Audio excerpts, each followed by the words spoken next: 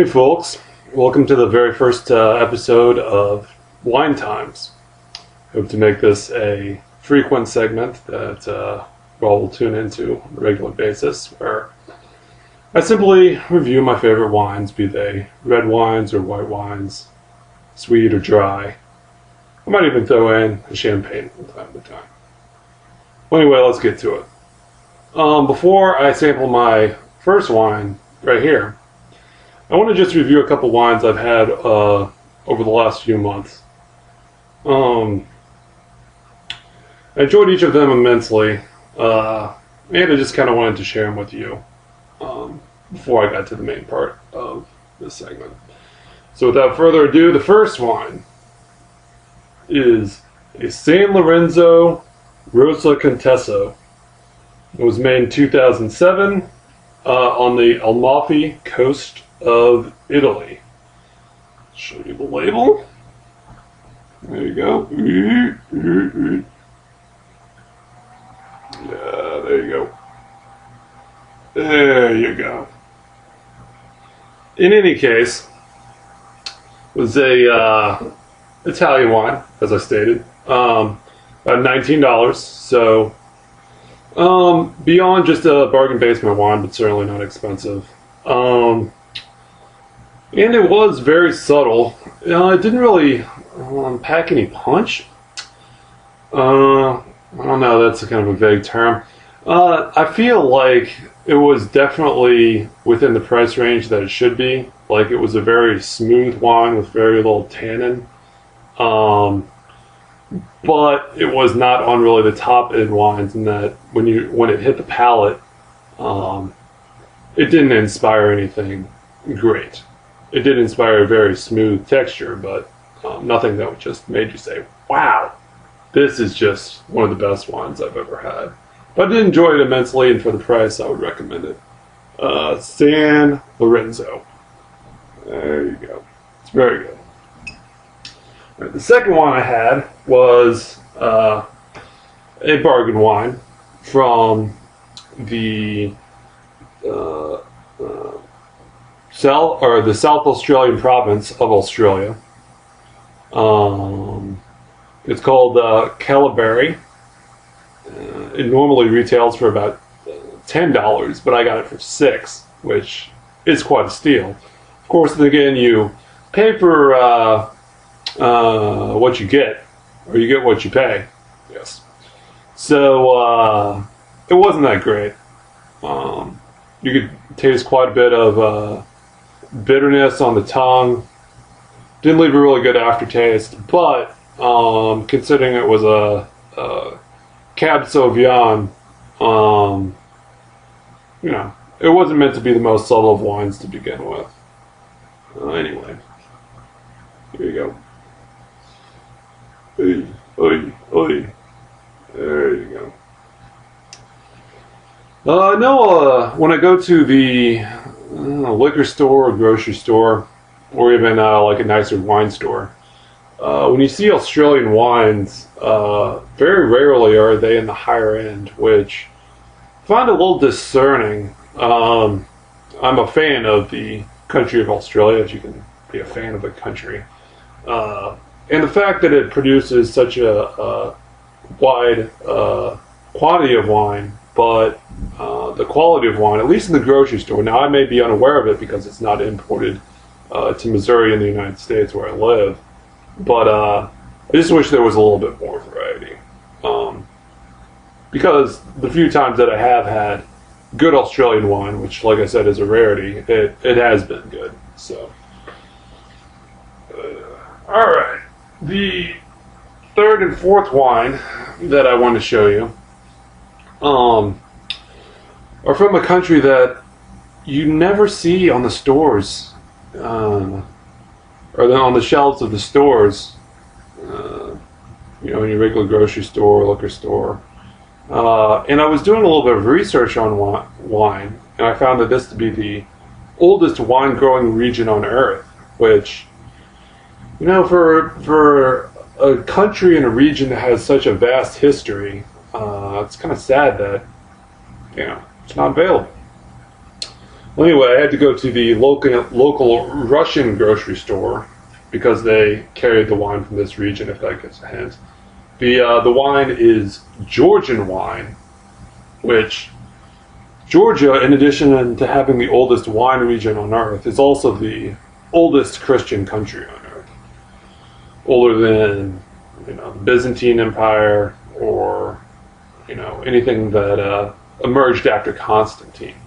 And actually, the history of Georgia, wine and Christianity go hand in hand, as they do in most Christianity, but particularly in Georgian Christianity, how it was spread, in that the patron saint of Georgia that helped convert the country came with a cross made of vines, of grapevines, which were made to make wine. And she held it up aloft with a little of her blood in it to symbolically show the blood of Christ, and converted the people of Georgia in, I believe it was 319, which is a good 40 years before Constantine, the famous Roman emperor. He himself converted to Christianity, and then all of the Roman Empire did. Well, in any case, let's take a look at the first of these two Georgian wines. This is and I apologize if I'm pronouncing it wrong. Georgian is not an easy language. Mukazani wine, and it's a dry red wine from Kashaheti, Georgia. Yes, that is correct. I'll show you the wine bottle. There you go. Now, if you can see that it's got Georgian writing, which is pretty much indecipherable. Even to Russians, it's indecipherable because it's different than Russian, even though they're pretty strongly connected. Well, anyway, this was a very good dry red wine. I liked it because, it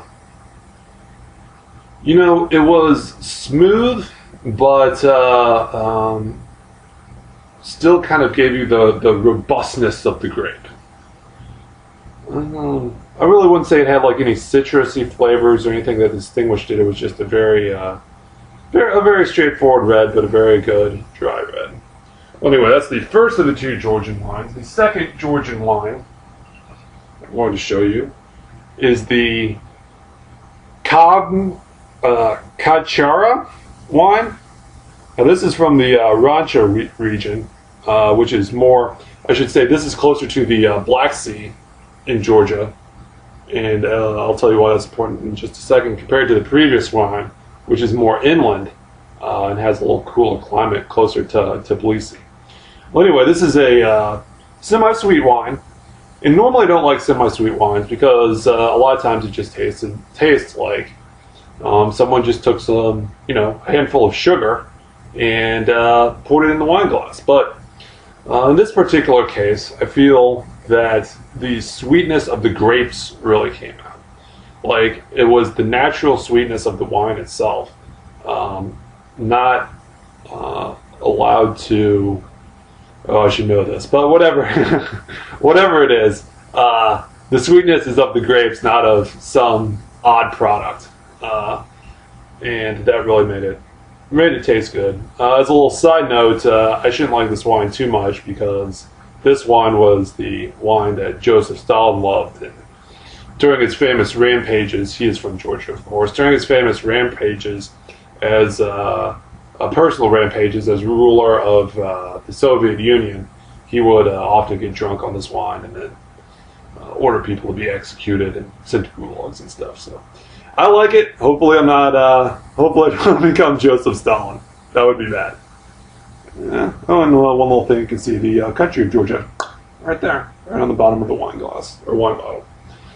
Well, anyway, that brings us to our current wine, which I am letting aerate a little bit right here. It is as you can see, Coppola wine. Coppola is, of course, the named after the person that found the vineyard, Francis Ford Coppola, who is, of course, the famous movie director of such films as The Godfather Part 1, Part 2, The Conversation. He didn't do Interview with the Vampire. I think he did Dracula, and what's the big one I'm missing? Oh, Apocalypse Now. Of course he did. Well, anyway, he's sort of semi-retired from the film industry, but has gone into the wine industry and has actually become quite successful in his endeavors. Anyway, before I put it up there, I want to tell you that this is a 2010 Pinot Noir. By the way, those two Georgian wines were, I think, 2008 and 2010. I don't think I mentioned. No, 2005 and 2008. I don't think I mentioned that. Well, anyway, this is 2010 Pinot Noir, and we'll see how it tastes. It's the first sip I've had.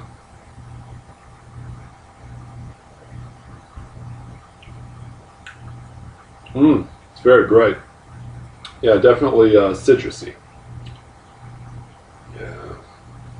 Not much tannin. You can taste a little bit of it. It's got that little bit of bitter kickback, but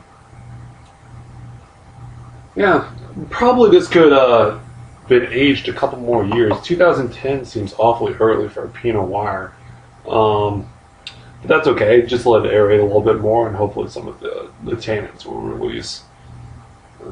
Well, cheers, y'all.